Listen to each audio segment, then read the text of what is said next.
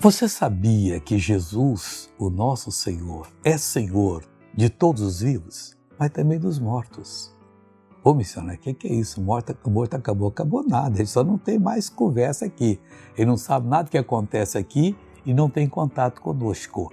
Mas olha o que diz a Bíblia em Romanos 14, 9. Foi para isso que Cristo morreu. Para quê? E tornou a viver. Para quê? Calma. Para ser Senhor tanto dos mortos como dos vivos. Amigo, nós temos que orar por aqueles que estão vivos. Eu tenho falado aqui repetidamente, não pare. Talvez você não esteja ainda bem salvo, assim, bem enraizado em Cristo, mas já pode clamar, é tu e a tua casa, porque pela fé você já é salvo.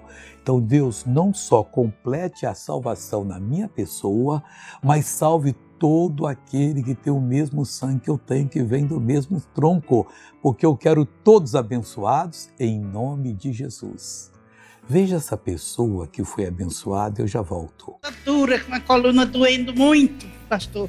Quanto tempo vem esse mal com você? A coluna está com muitos anos. Anos. O braço eu não podia mexer. Esse braço aqui? Até onde a senhora mexia ele? Antes da oração, até onde? Era por aqui assim, não podia ribar assim. E a perna agora?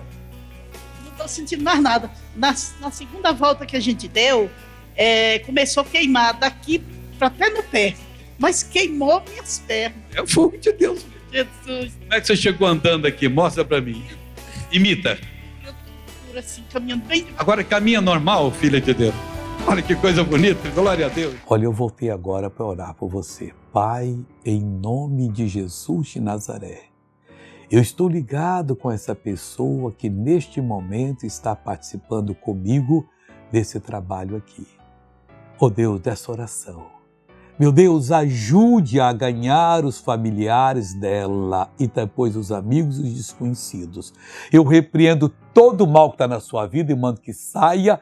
Em nome de Jesus, você diz amém.